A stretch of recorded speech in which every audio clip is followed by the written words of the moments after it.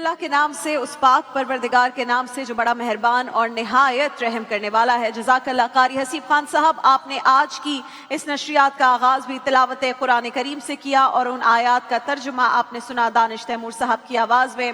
और फिर मेरे बहुत प्यारे मोहतरम भाई असद भाई, इमरान शेख अत्तारी और हसीब भाई ने इन प्यारे बच्चों के साथ मिलकर कसीदा बुर्दा शरीफ का नजराना पेश किया बारगाह रिसालत में। और इसी के साथ आगाज़ हुआ चाहता है आज 17 रमज़ान मुबारक की नशरियात का, जो आप देख रहे हैं ग्रीन टेलीविजन एंटरटेनमेंट पर। मुझ नाचीज़ को कहते हैं राबिया अनम। आप सबको और जो घरों में बैठे ट्रांसमिशन देख रहे हैं, अस्सलामु अलैकुम वरहमतुल्लाह।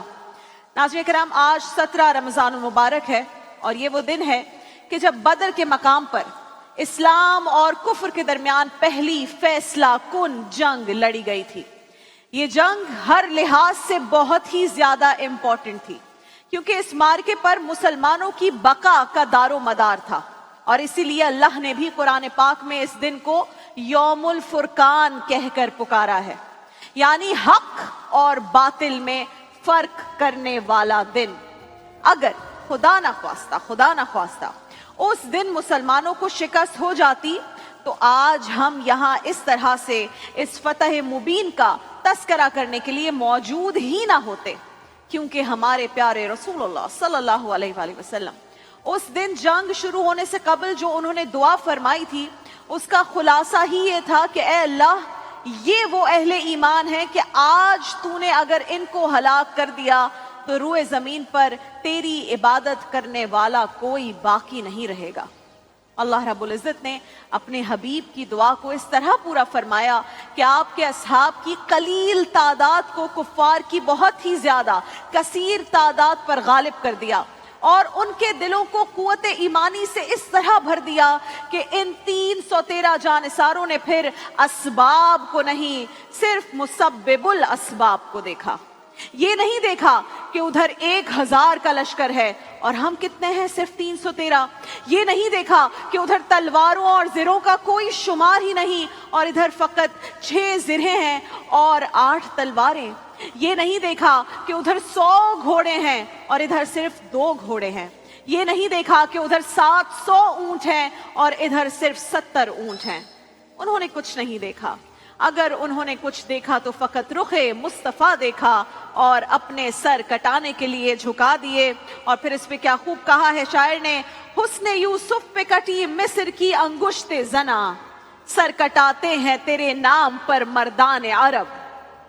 जिनके पास तलवारें थी वो तो तलवारों से लड़ रहे थे, और जिनके पास तलवारें नहीं थी, हथियार नहीं थे, उन्होंने खजूरों की टहनियां तोड़ी और हवाओं में लहराना शुरू कर दी। अल्लाह अकबर।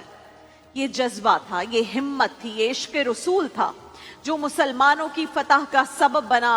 और गज़वा बदर में मुसलमानों की फतह का दूसरा बड़ा राज, सीक्रेट, वो ये था कि रसूल अल्लाह के गुलामों ने अपने खूनी रिश्तों का भी कोई लिहाज नहीं किया। जब बात दीन की आ जाए तो फिर ये मामला भी सेंसिटिव मामला हो जाता है और इसमें आपको फैसला करना होता है।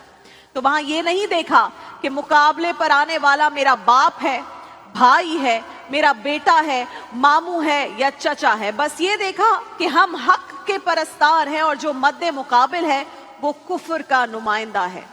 और आज जंग है हक और बातिल की।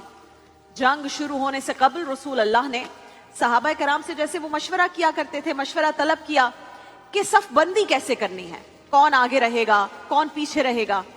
हजरत उमर फारूक रजी अल्लाह ताला अन्हु अर्ज की, या रसूल अल्लाह, सफ बंदी की क्या जरूरत है? ये जितने भी काफिर लड़ने आए हैं इनमें से रिश्ते में कोई किसी का चचा लगता है, कोई किसी का मामू लगता है, तो कोई किसी का भाई और कोई फिर किसी का बेटा है। हुजूर, सफ बंदी की क्या जरूरत है? जो मेरे रिश्तेदार हैं उन्हें मेरे हवाले कर दें और जो दीगर सहाबा के रिश्तेदार हैं उन्हें उनके हवाले कर दें।